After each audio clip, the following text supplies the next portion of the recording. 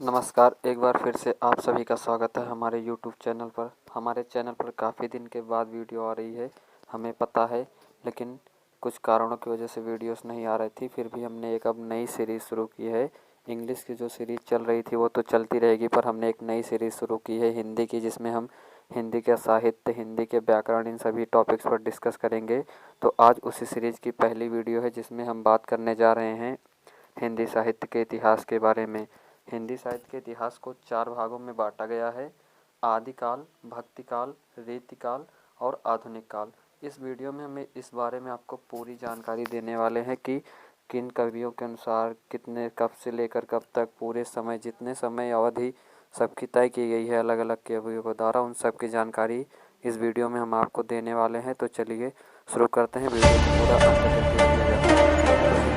देखिएगा। हिंदी साहित्य के इतिहास को 4 भागों में बांटा गया है: आदिकाल, भक्तिकाल, रीतिकाल और आधुनिक काल। कुछ प्रमुख कवियों के अनुसार काल विभाजन तथा उनकी समय अवधि, जिसमें हमारा पहला नाम आता है आचार्य रामचंद्र शुक्ल के अनुसार। तो इन्होंने बताया है आदिकाल जो है संवत 1050 से 1375 विक्रम तक है। इन्होंने आदिकाल को एक और नाम दिया जिसे वीरगाथा काल के नाम से जानते हैं।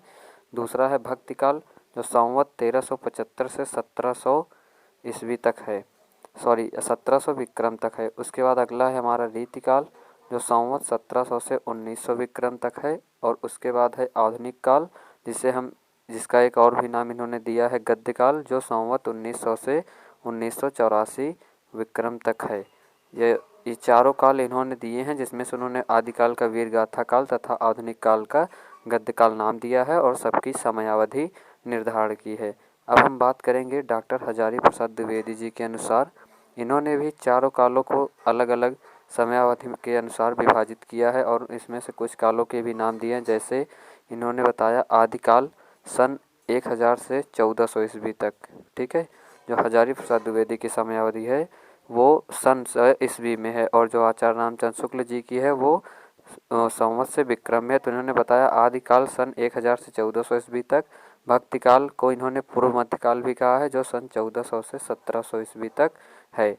रीतकाल को इन्होंने उत्तर मध्यकाल कहा है, जो सन 1700 से 1900 ईस्वी तक है। फिर आधुनिक काल को जो है वो 1900 से अब तक है। इन्होंने सिर्फ 2 कालों का अलग अलग नाम दिया है, जिसमें से पहला भक्तिकाल को पूर्व मध्यकाल, दूसरा रीतिकाल को उत्तर मध्यकाल बताया है। इसके बाद हम हिंदी साहित्य की एक छोटी सी परिभाषा देखेंगे, जिसमें है हिंदी रचना और रचनाकारों का कालक्रम की दृष्टि से अध्ययन करना ही हिंदी साहित्य का इतिहास कहलाता है। हिंदी की जो रचनाएं हैं और उनके रचनाकारों का कालक्रम की दृष्टि से अध्ययन करना हिंदी साहित्य का इतिहास कहलाता है। फिर हम अगले पॉइंट की बात करेंगे कि हिंदी साहित्य के इतिहास का जनक गारसा दत्तासी को माना जाता है, लेकिन कुछ विद्वान जो हैं वो शिव सिंह सेंगर को भी मानते हैं। हिंदी साहित्य का इतिहास का जनक गारसा दत्तासी को माना जाता है, लेकिन कुछ विद्वानों के अनुसार गारसा शिव सिंह सेंगर को भी हिंदी साहित्य के इतिहास का जनक माना जाता है। तो सच में दोस्तों, अगर यह वीडियो आपको समझ आई हो तो वीडियो को सारी खुशी जाके आप लाइक और सब्सक्राइब बटन पर निकालिए। वीडियो को लाइक करिए, कमेंट करिए, शेयर करिए और सब्सक्राइब करना ना भूलें। आपका बहुत बहुत धन्यवाद।